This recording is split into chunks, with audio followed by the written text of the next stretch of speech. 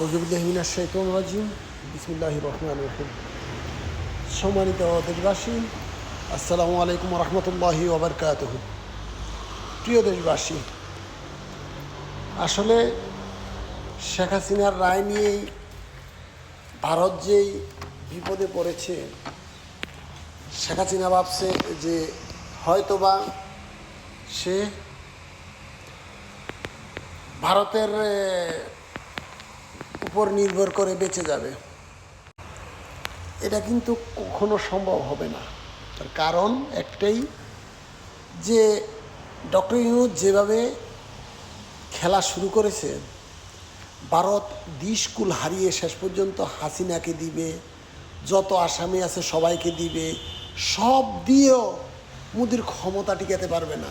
একটা কথা আমি অ্যাডভান্স বলে দিলাম, সামান্য একটু বলে দেই, আপনারা শোনেন। একটু বলে দেই, কথাটা হলো যে বর্তমান বাংলাদেশের যে সামরিক শক্তি জোগাড় করেছে ডক্টর ইউনূস, তার খেলা বড় ডেঞ্জারাস খেলা। কিন্তু সে সামরিক প্রযুক্তিতে ইউনূস সাহেব তুরস্ক, চীন, পাকিস্তান এদেরকে দিয়েই বাংলাদেশের মধ্যে অনেক জায়গায় আপনারা দেখেছেন সেট করে ফেলেছে। ড্রোন প্রযুক্তি, যুদ্ধবিমান, ক্ষেপণাস্ত্র, প্রতিরক্ষা সব রেডি করে ফেলেছে। এদিকে 7 সিস্টার কাট আপ করার একটা প্ল্যান চলছে। সব কিছু মিলে ডক্টর ইউনূস চাবে সে এদিক দিয়েই হাসিনাকে যাতে ফেরত দেওয়ার ব্যবস্থা করতে পারে, এমন চাপ সৃষ্টি করবে। মোদী সরকার তো তার গদি টিকানো উঠছে, শেখ হাসিনা বেশি না। শেখ হাসিনা সাধারণ একটা ব্যাপার, তার গদি আগে টিকাতে হবে। তার গদি টিকাতে হলে বাংলাদেশের সাথে সে সমঝোতায় আসতে হবে, না আসলে যুদ্ধ বাজাতে হবে। যুদ্ধ বাজলে তার বড় ধরনের ক্ষতি হয়ে যাবে। সে 7 সিস্টার নিয়ে যাইতে পারবে না। পশ্চিমবঙ্গ চাচ্ছে বাংলাদেশের সাথে মিলে যেতে। অরুণাচল চীন নিয়ে গিয়েছে প্রায়।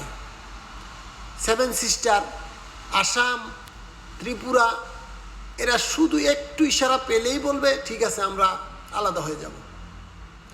তখন সে কোনটা করবে? শেখ হাসিনাকে ফেরত দেবে নাকি এগুলা বিসর্জন দেবে? আর যদি এদিক দিয়ে না হয়, ডক্টর ইউনূস বড় ডেঞ্জারাস খেলোয়াড়। সে ডেঞ্জারাস খেলোয়াড়, তখন আন্তর্জাতিকভাবে ধরবে। জাতিসংঘ দিয়ে ভারতকে কোণঠাসা করাবে, আমেরিকা দিয়ে কোণঠাসা করাবে। একদিক দিয়ে না একদিক দিয়ে ভারতকে মুদিরে রসাতলে ফালাবে। হাসিনাকে সে ফেরত দিতে হবে।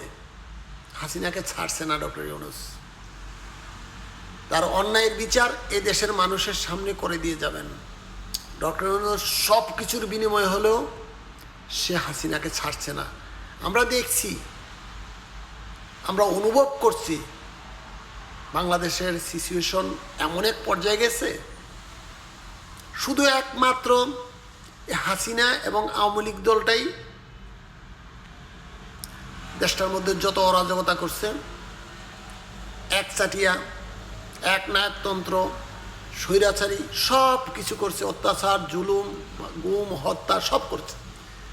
তাই সিদ্ধান্ত নিয়ে ফেলেছে আমার মনে হয় ডক্টর ইউনূস, তাকে শেষ করা লাগবে। সব কিছুর বিনিময়ে হলেও তাকে রাখা যাবে না। জিনিসটা হলো এটা। তাই আমি বলছি, শেখ হাসিনা যতই ভালো ভালো কথা বলুক, ভারত মোদী সরকার দিব না, দিচ্ছি না, তাকে দেবে না, তার সাথে প্রত্যাবর্তন চুক্তি আছে।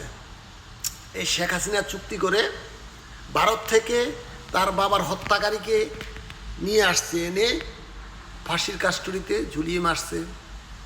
আপনাদের ভুলে যাওয়ার তো কিছুই নেই, তার বাবার হত্যাকারী বলে মেজর বজলুল হুদাকে জেলখানার ভিতর তার বুকে পাড়া দিয়ে জবাই করে হত্যা করেছে। তো এটা কি মানুষ?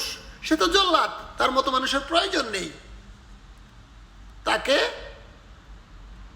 এই দেশের মানুষ ঘৃণা করছে, পৃথিবীর মানুষও ঘৃণা করছে, মানবতা বিরোধী যে অন্যায় করছে তার অন্যায়ের সীমা ছেড়ে গেছে।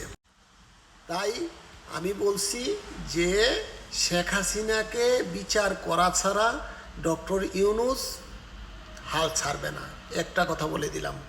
আসসালামু আলাইকুম ওয়া রাহমাতুল্লাহি ওয়া বারাকাতুহু।